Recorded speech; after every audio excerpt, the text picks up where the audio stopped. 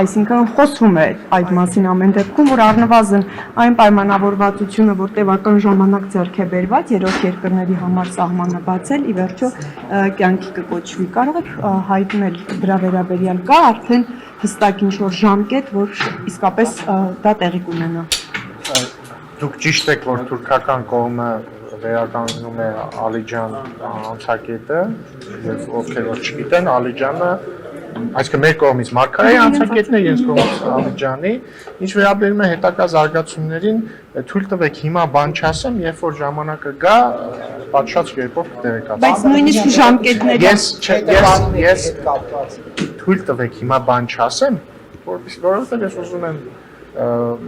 հայտնել որևէ բան, երբ որ դա տեղի ունենա։ Այսինքն կա պայմանավորվածություն, որ պայմանավորվածություն կա դեռ 2022 թվականից, որ պետք է երրորդ երկրների եւ դիվանագիտական անձնագրեր գրող անձանց համասահման բացվի, այլ բան հիմա թույլ տվեք չասեմ, երբ որ ժամանակը։ Լավ, մի հարց ժամկետների մասով չէ, բայց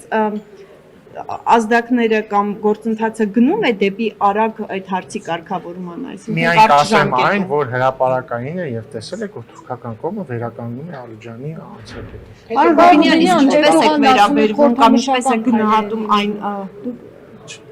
լավ ասած։ Էրդողանը ասում էր, որ տարվա սկիզբ 2026 թվականի սկզբում խորհրդանշական քայլեր են լինելու, դուք այս տրամաբանության մեջ եք տեսնում եւ ավելի ինչ պետք է սպասել Սավանների ես ուղղակի հիմա չեմ ուզում այս թեմայով շատ բան ասել, ոչ թե որովհետեւ ինչ որ թաքցնելու բան ունեմ կամ չեմ ուզում ձեզ ինֆորմացիա տալ, այլ Հայաստան-Թուրքիա կարգավորման գործընթացում իմ փորձը ցույց է տալիս, որ ավելի լավ է սպասել ինչ որ բան լինի, այդ ժամանակ հայտարար։ Ես չեմ ուզում որևէ կերպ գործընթացների վնաս տալ։ Մի րոպե թեմական քայլերի մեջ մտնում է գերիների վերադարձը։ Գերիների վերադարձը Ադրբեջանից է։ Պարոն Ռուբինյան, իսկ հնարավոր է երրորդ երկրների հետ սահմանի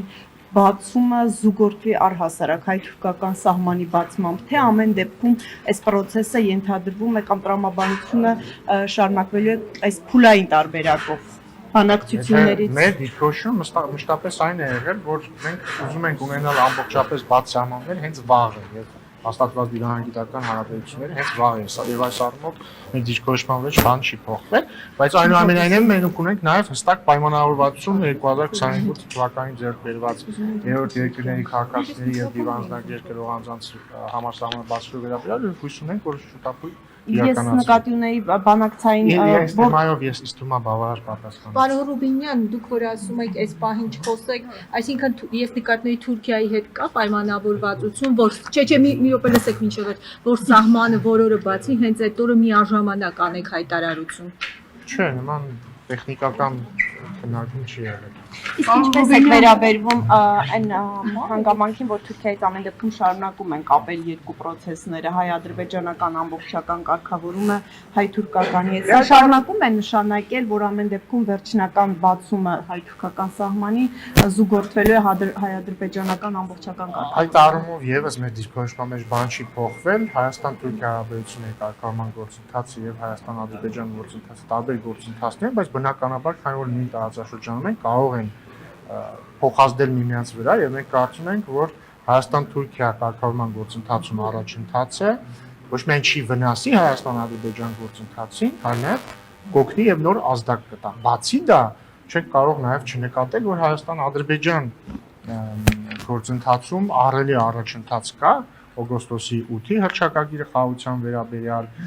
երկաթգծի առնվազն մասնակի ապաշրջափակումը եւ այսպես շարունակ եւ ընդհանուր առմամբ կարծում եմ գործընթացները բոլորը դրական ուղղությամբ են գնում եւ որոշ արդյունքներ արդեն տեսնում ենք եւ որոշ արդյունքներ կտեսնենք։ Իսկ դա նպաստեց պարոն Ռուբինյան, որ Թուրքիան սկսի քայլեր անել, այսինքն հայ-ադրբեջանական կարգավորումը նպաստեց, որ թուրքական կողմն էլ սկսի տեղից շարժել են process-ը, որ արդեն 3 տարուց ավելի։ Չեմ կարող ասել, կարևորն այն է, որ ամեն ինչ առաջ շարժվում։ Պարոն Ռուբինյան, Իրանում տեղի ունեցողում որ սցենարի դեպքում մի հատ հարցնեմ դրանց շարունակելով։